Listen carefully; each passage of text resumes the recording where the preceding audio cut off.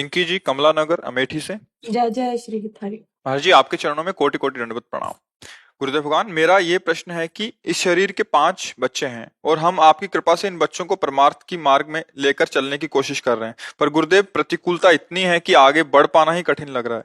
गुरुदेव, आप मेरा मार्गदर्शन करें कि मैं कैसे अपने बच्चों को परमार्थ के मार्ग पे और आगे बढ़ाऊं। देखो, हम किसी को संत बना सके इसके लिए पहले हमें संत बनने की जरूरत है। हम किसी को भगवत मार्ग की शिक्षा दे सके इसके पहले हमें भगवत मार्ग में चलकर वो अनुभव करना चाहिए।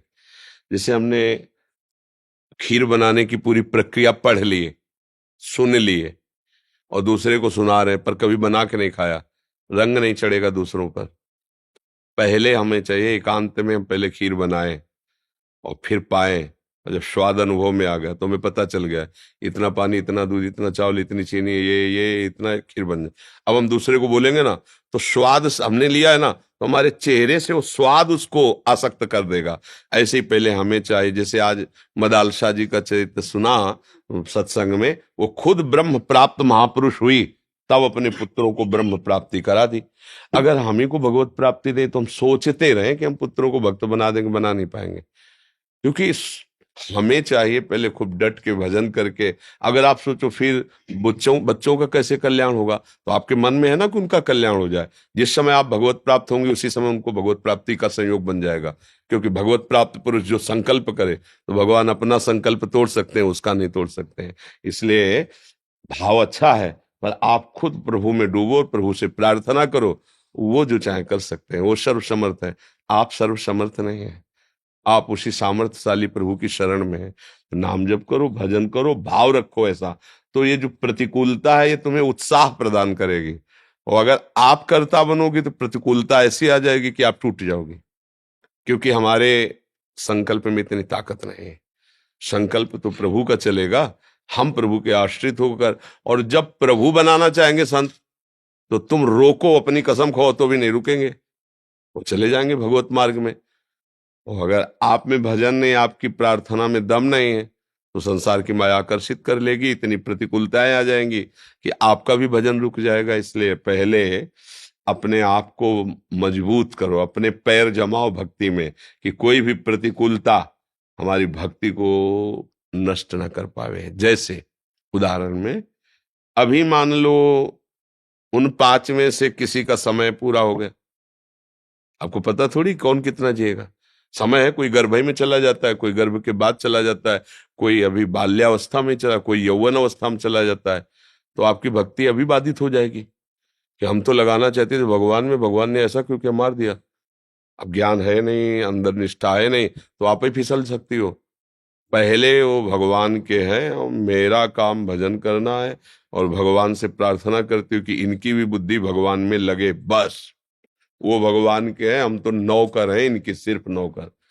हमारी सामर्थ्य नहीं कि इनको भगवान में लगा सके या इनको करोड़पति बना सके, हमारी सामर्थ्य। हमारा भाव है कि भजन करे, पर पूर्ति भगवान करेंगे। इसलिए खूब डट के भजन करो, भाव करती रहो, प्रतिकूलता कुछ नहीं। जहाँ हम बहुत अकेले हैं, हमारा मतलब कोई भी साथ नहीं। आप नहीं, गलत बात है। तुम अकेले नहीं हो, अगर भक्त हो तो प्रियालाल है तुम्हारे साथ, और दूसरे कोई नहीं। तो फिर और जरूरत है नहीं किसी की, और है ही कौन है, किसकी सामर्थ्य है।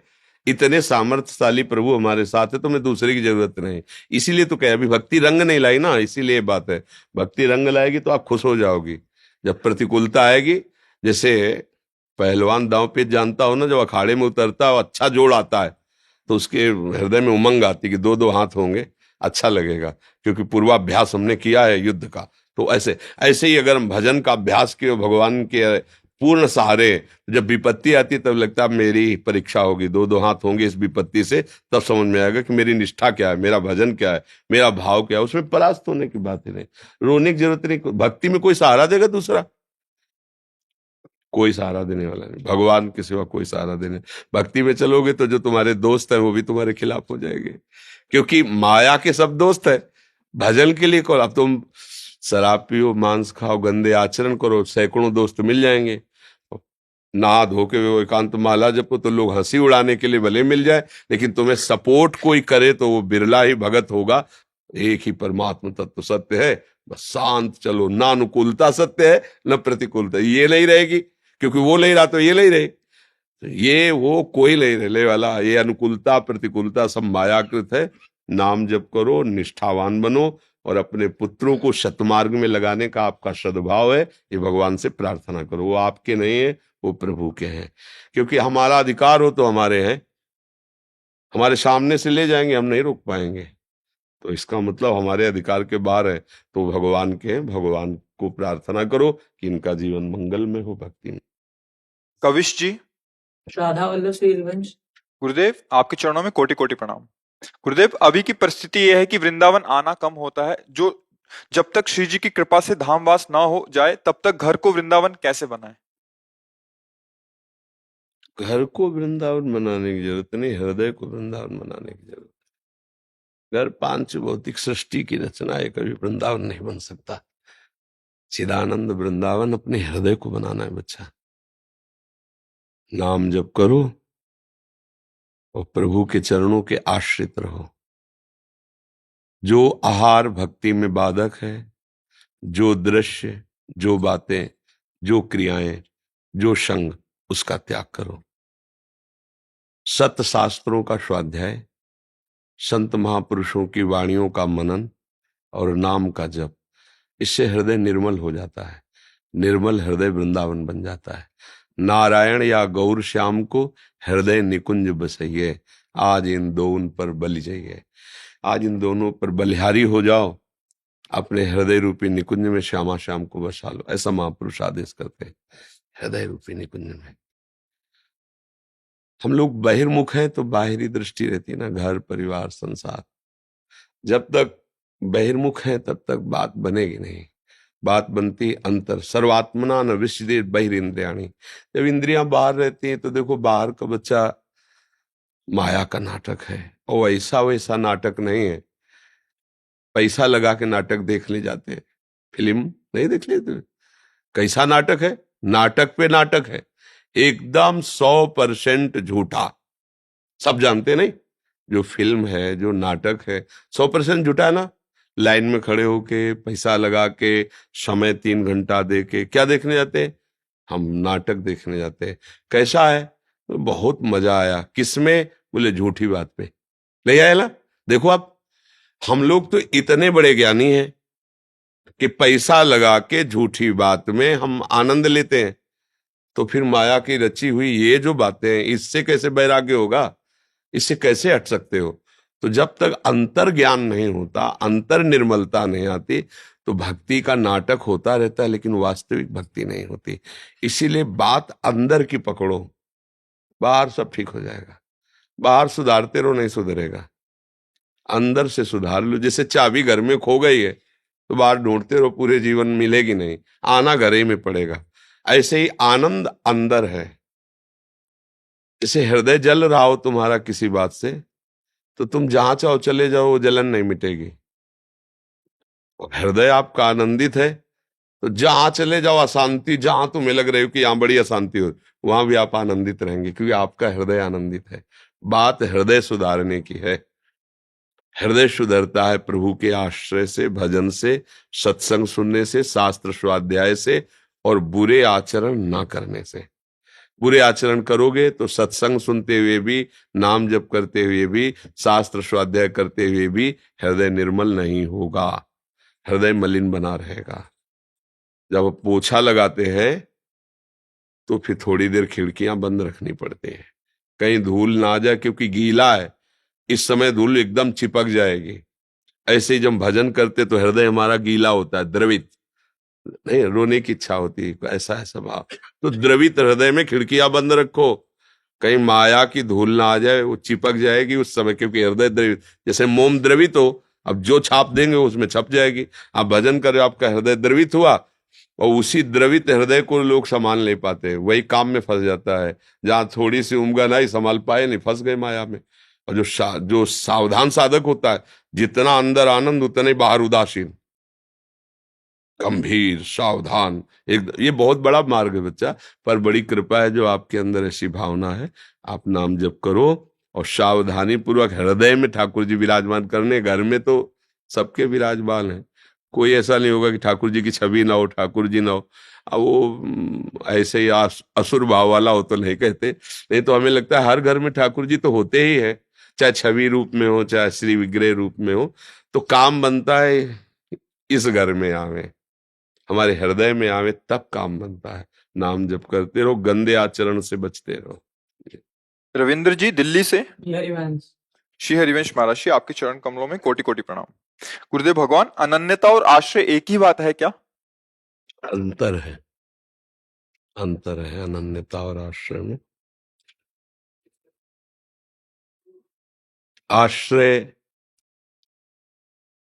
परम तत्व का लिया जाता है, अन्य सब भावों को त्याग कर हम जिसके आश्रित हैं, अपने संपूर्ण भावों का समर्पण कर देना अनन्यता होती है। आश्रय परम तत्व का लिया जाता है, और अन्य भाव जो हमने उससे विलग स्वीकार कर रखे हैं वो अविद्या है। स्वरूप से विलग जो कुछ दिखाई सुनाई दे रहा है, जो कुछ भी, वो सब अविद्या है। भगवत स्वरूप या आत्मस्वरूप, ज्ञान मार्ग में आत्मस्वरूप, भक्ति में भगवत स्वरूप। प्रभु से विलग जो अन्य भाव दिखाई दे रहा है उसका त्याग करके जिसके हम आश्रित हुए हैं उस भाव से युक्त हो जाना अनन्य भाव कहते हैं। और जो सबका परम तत्व है, चाहे उसे ब्रह्म कहो, नारायण कहो, हरि कहो, कृष्ण कहो, राम कहो, या जो भी गुरु प्रदत्त भाव हो, जैसे अपने श्री लाडली लाल राधा वल्लभ लाल, तो राधा वल्लभ लाल हमारे आश्रय हैं। अब इनके अलावा जो भी हमारे अंदर भाव है, स्त्री पुरुष भाव, कर्ता भोक्ता भाव, सगे संबंधी भाव, आदि आदि आदि, उन सब भावों को समेटकर श्री कृष्ण अनुकूलेन भाव कर देना, इसे अनन्यता कहते हैं। समझ रहे ना जी? सलोनी मेहरा जी, अमृतसर पंजाब से, लक्ष्मीवंश। महाराज जी आपके चरणों में कोटि कोटि प्रणाम। महाराज जी, आपकी और श्री जी की कृपा से मैंने मंत्र का मानसिक जप शुरू किया है, परंतु मंत्र के शब्द पकड़ के मानसिक पटल पर लाने पड़ते हैं। शब्द तो पकड़ में आते हैं परंतु पूरा मंत्र मस्तिष्क में नहीं दिखता। ये प्रयास बार बार करना पड़ता है। अभ्यास योग युक्तेन चेतसा नान्यगामिना। हम पहले मंत्र को जानते ही नहीं थे, फिर मंत्र को धीरे धीरे चिंतन में लाए। अब आप कहते हैं मंत्र कुछ तो आने लगा है ना, मतलब हमारी उन्नति हो रही है। तो हम धीरे धीरे एकाग्रता पूर्वक अभ्यास करते रहे तो मंत्र कृपा से चलने लगा। हमारा अभ्यास तो कमजोर है, पर गुरु कृपा, आचार्य कृपा ना, उनकी कृपा से। मंत्र मूलम गुरु वाक्यम, मोक्ष मूलम गुरु कृपा। मंत्र का मूल गुरु के वचन है। अगर ये बात मान ले कि गुरु कृपा से एक दिन हमारे अंदर मंत्र चलने लगेगा।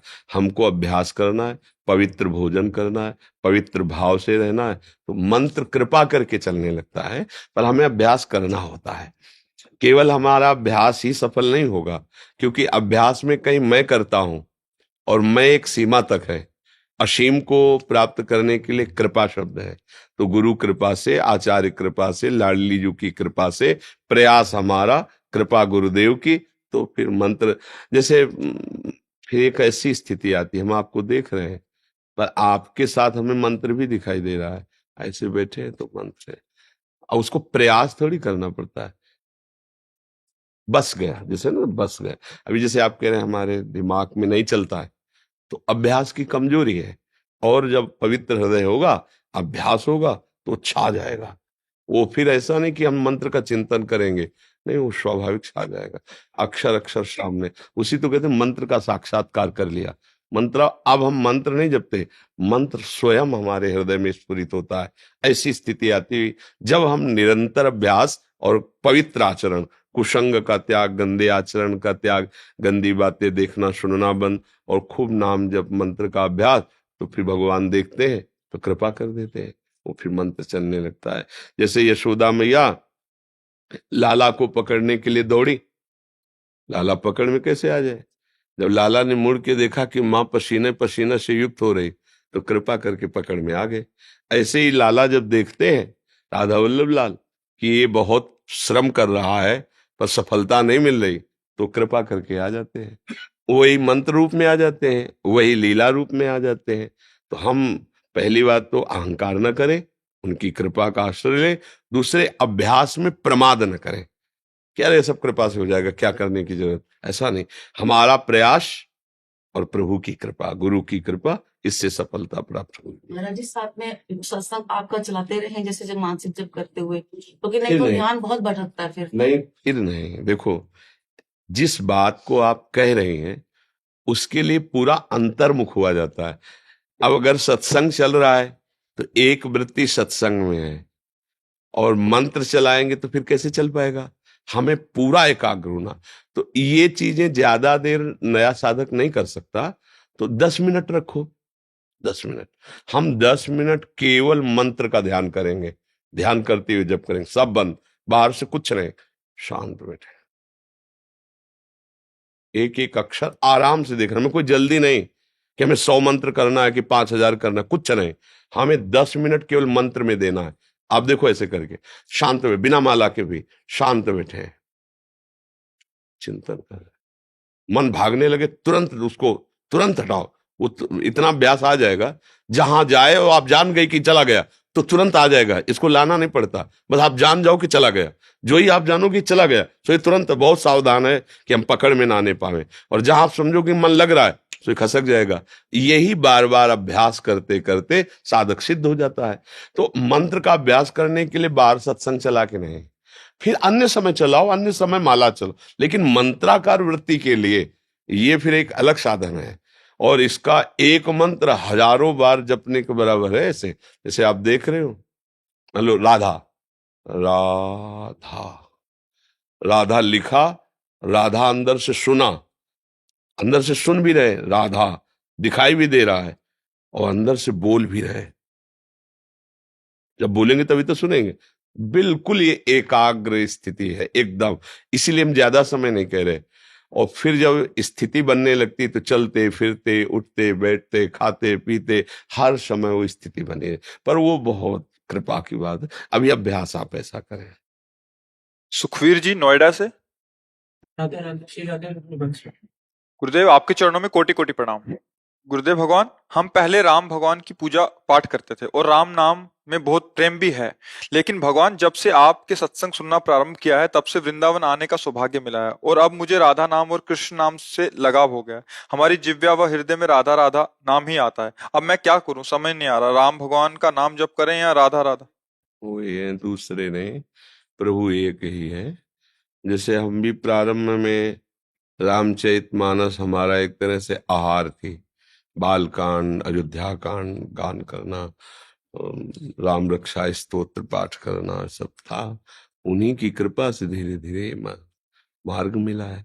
तो अगर भगवान चाहते हैं कि आप राधा राधा जपो, कृष्ण कृष्ण जपो, तो अपनी कोई बस की बात नहीं। आपने हमें खोजा नहीं, आपने राधा नाम को खोजा नहीं, प्रभु ने आपको सुनवाया, आपके मन में आ रहा है। तो वो कोई निषेध वाली बात तो है नहीं ना। और वही राम है, वही श्याम है, दूसरे थोड़ी है। अलग अलग रूप अवतार लीला करके भक्तों को दुलार करते हैं। तो भगवान श्री राम से प्रार्थना करो कि अगर आपकी इच्छा है कि हम राम राम जपे तो हमारे मन से आप राम राम शुरू करवाओ। अगर आपकी इच्छा है श्याम श्याम जप करें तो फिर दुविधा हटाओ, फिर श्याम सुंदर में मन लगाओ, राधा रानी में मन लगाओ, उन्हीं से प्रार्थना करो, कोई और थोड़ी हो। जब जामवंत जी की गुफा में द्वारिकाधीश श्री कृष्ण गए तो पता चला सिंह मरा पड़ा है, तो यहीं मणि गई होगी, क्योंकि सिंह मणि लेके आया। तो गुफा में अंदर घुसे, वहां गए तो खेल रही थी जाम्बवती जी मणि के साथ। तो जो भगवान को देखा तो चीख पड़ी, तो जामवंत जी आए, भगवान श्री कृष्ण से युद्ध किए। उनको युद्ध में कोई परास्त नहीं कर सकता। जामवंत महाबली थे, महाबली। भगवान का घूंसा पड़ा तो उनका रग रग में पीड़ा दर्द हुई। तो उनका ऐसा नहीं हो सकता है, सिर्फ भगवान के ही प्रहार से मैं परास्त हो सकता हूं, दूसरे से नहीं। मन से जे ही राम जी का चिंतन किया तो सामने जो मुकुट धारण किए हुए मोर मुकुट द्वारिकाधीश, उन्हीं को देखा सारंग धनुष धारण किए। बोले प्रभु मैं पहचान नहीं पाया, आप ही। फिर वो मणि सहित जाम्बवती जी को चरणों में समर्पित किया। तो जो कृष्ण है वही राम है, जो राम है वही श्याम है, अंतर नहीं है। पर नाम रूप की आसक्ति के लिए उन्हीं से प्रार्थना करें कि प्रभु यदि आपने निश्चय किया है कि राम रूप में आसक्ति हो तो आप कृपा करो, आपने निश्चय किया श्याम रूप में तो आप कृपा करो। समझ रहे, उनके ऊपर छोड़ दो, आप फाइनल करता मत बनो। तो अपने आप हृदय में जो चल रहा है, मान लो प्रभु की प्रार्थना करने के बाद भी वही चल रहा है, तो मतलब प्रभु इसी में रति देना चाहते हैं, ऐसा भाव कर ले। हृदय में मेरे हमेशा राधा ही राधा, राधा ही राधा चलता है। हाँ, तो बस बात हृदय की है, बाहर बाहर की से थोड़ी, मतलब हृदय में चलाओ। वही राधा है, वही राम है, वही कृष्ण है, वही श्याम है, कोई दूसरा नहीं बच्चा।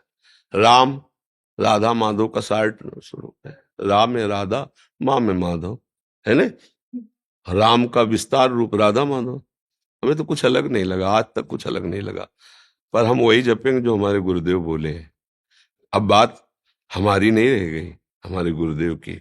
गुरुदेव ने जो कहा वही मंत्र जपना, वही नाम जपना, वही उपासना जपनी। तो आप गुरुदेव का वर्ण किए हो, तो अभी फोटो देख रहे हो, अभी ब्याह थोड़ी हुआ है। जैसे लड़की नहीं जैसे लड़की नहीं 10-20 फोटो देखती है कि इनमें कौन सा दूल्हा होगा, तो देखने का अधिकार है, देख सकती है। लेकिन ब्याह होने के बाद ये 10-20 फोटो देखे तो फिर उसे डांट लगेगी, पागल हो, जिसे ब्याह हो गया उसी को फोटो देखो, दूसरों की फोटो देखने से मन खराब हो सकता है। तो अभी तो ब्याह नहीं हुआ ना, मतलब अभी समर्पण नहीं हुआ ना, गुरु की कृपा से समर्पण होता है। गुरुदेव का वर्ण करो, प्रभु से प्रार्थना करो, हे राम जी आप हमारे गुरु हो, आप प्रगट रूप में मिलो। तो बंदो गुरुपद कंज कृपा सिंधु नर रूप हरि, महामोहतम पुंज जा, फिर ये प्रश्न खत्म हो जाएगा। मैंने तो हृदय से आपको गुरुदेव। तो फिर प्रश्न ही नहीं रखना चाहिए बच्चा, फिर अब प्रश्न की जरूरत क्या है। मानना होता है ना, जब मान लिया तो इसका मतलब है जिस मार्ग में गुरु चल रहे हैं उसी मार्ग में चेला चले। अब गुरु चले पूरब की तरफ, चेला चले उत्तर की तरफ, तो फिर कैसे गुरु चेला का साथ बनेगा। मानने का शिष्य होता है। अगर मान लो हमने कंठी दे दी, तिलक दे दिया, वो हमारी बात एक को न माने तो किस बात का चेला। और आपने कंठी तिलक नहीं धारण किया लेकिन मन से मान लिया कि आप हमारे गुरु, तो हमारी बात मानो, तो बात हो गई। बात माना तो प्रश्न की जरूरत भी नहीं है ले। अब देख लो आप।